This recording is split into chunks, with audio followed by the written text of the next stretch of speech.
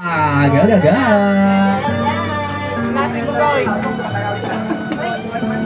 Since wala si Ate Sia, happy birthday Ate Sia. Wish you laging healthy. Yeah.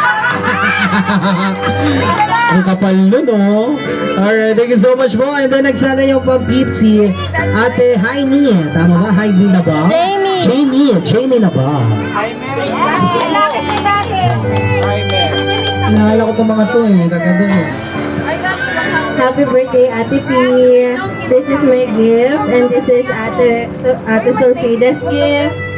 And we wish you a happy birthday and good health always. Yeah, smile. Thank you so much! Alright.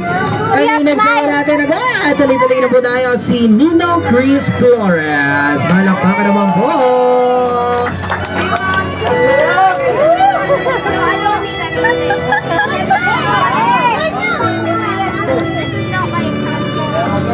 Happy birthday! Ang haba ng message nyo. Yun na yun? Okay, wow, pinaka-last. Tawagin na po natin si Lola Soledad. Ayan, Lola Soledad. Malakpakan naman po tayong lahat. Lola. Hello everybody. Happy birthday, Pia, my dear Apos. I wish you very happy days to come, and this is yet the beginning of your journey. But don't be bothered. Take it easy one by one step at a time, until the time comes na ikaw ay magiging ready na sa buhay. Happy birthday and take care of your health always.